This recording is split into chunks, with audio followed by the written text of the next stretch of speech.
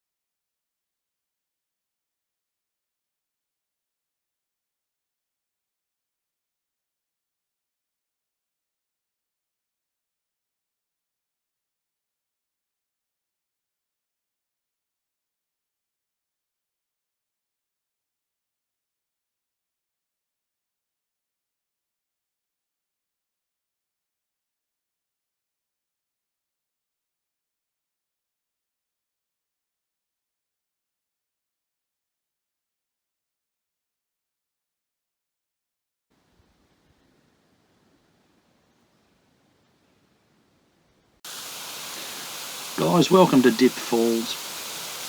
Yeah, I know, another waterfall. Get over it. I was going to try and do some really good drone footage, but because we're in the middle of nowhere, the compass headings and everything just went crazy, and I nearly lost the drone. So I said, no way, at bloody $900 or $800, whatever it was, I said, I'm not going to risk this thing. So basically, this is all iPhone footage.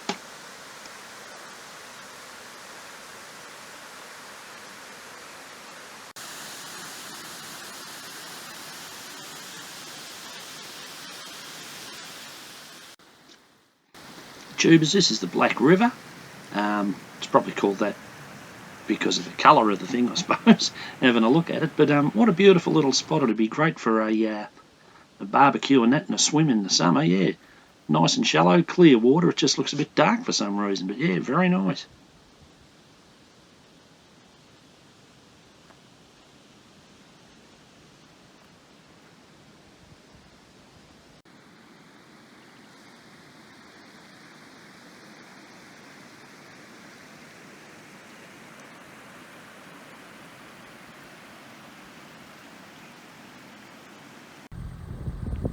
Now tubers, there's a little Suzuki Vitara that didn't quite make it. Same blue and everything. Now listen to me, darling. You're in trouble here, and that's where you're going to end up. I'll make a point of it. Had to record over this one, tubers. The wind was that strong you couldn't hear a bloody thing I was saying. We did some metal detecting, and look what we dug up. Some history.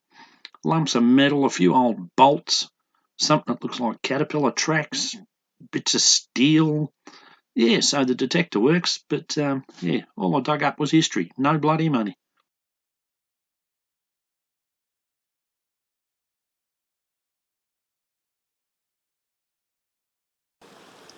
Thought I'd better stop here, tubers. This is on the Murchison Highway on the way to Waratahs.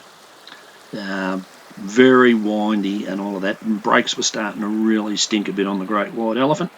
So I thought, yeah, I'll pull up here and have a bit of a look. Nice little spot. Well, finally rolled into Waratahs after that windy road, tubers. And yeah, gee, look what I found. It's something you just haven't seen on my adventures. Is another waterfall. Isn't that amazing? No, actually, all jokes aside, there seems to be heaps of them in Tasmania. So, and they're all great to have a look at. So, yeah, well worth a 5-minute stop.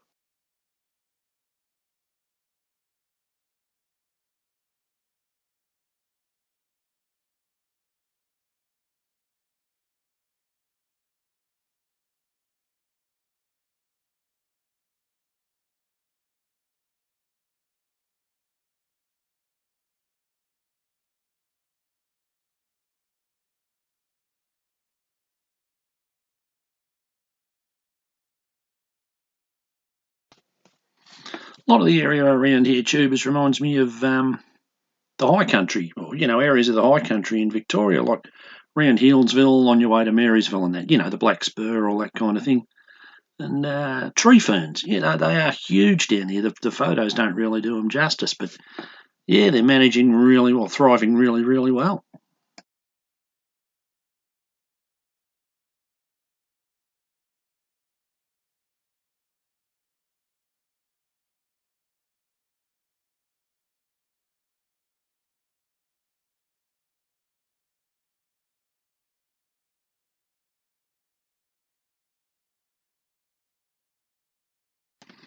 Well, Tubers, you know me by now. Anything to do with old machinery, tractors, excavators, going or not, absolutely love it. And I think there's a bit of a mine up the road here. We're going to go and have a look. Tubers, this is the Waratahs Tin Mine. And from what I read, I think they said it was one of the biggest in the world back when it started. I think they said it was 1871. And it became, one of the biggest tin mines in the world. Not in use now, of course. I think various interests have been looking at it since the 40s or 50s, but yeah, it doesn't look like it's been used for a long time.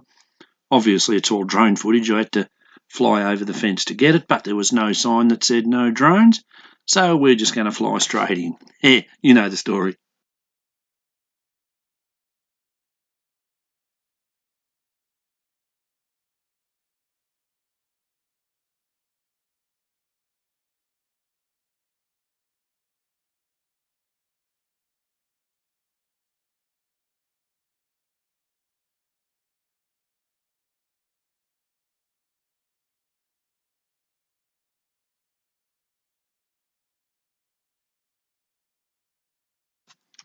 Imagine how hard these poor bastards would have done it back then. Like, they used to take out all the raw product, whatever it is, iron ore, whatever, I don't know how you make tin, on bullock teams or horse teams and all that.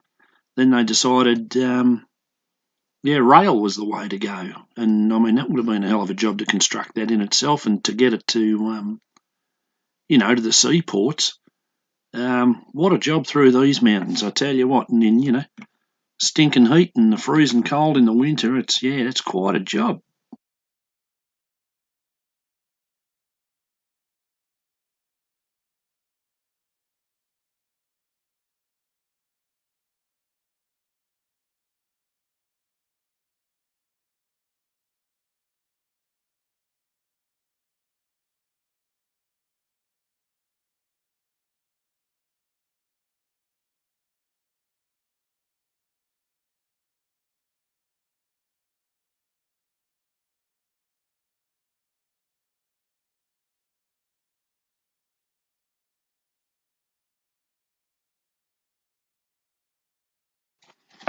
Well, tubers, I don't think any visit to Tasmania would be complete without visiting this place. This is Cradle Mountain and Dove Lake. And I was really looking forward to getting some good drone footage. But as the sign says, drones are banned from this area. And it's understandable too. They can, well, I suppose they can disturb the native birds and all of that sort of stuff that are nesting in the area. But yeah, nice little place. Took a walk to the boat shed and took a walk up to Glacier Mountain or Glacier Rock, whatever it is, or something. And there were some guys working up there putting up some new benches and that. And spoken to them, and they said, they got everything flown in by helicopter. So that gives you an idea because they wouldn't have been carrying it up the path. But yeah, sit back and enjoy the beauty of this place, guys. It's magnificent. Very touristy, though, I've got to say. Very, very touristy. I was very surprised.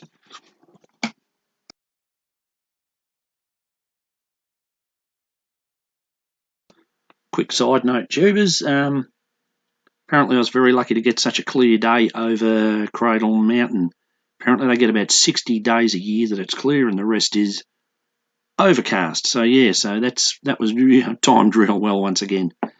And that's about it for part 5, guys. I've already started working on part 6. Well, that's pretty obvious. I'm working on part 6. And we may be back on the coast. Surprise, surprise. Anyway, see you next time, guys.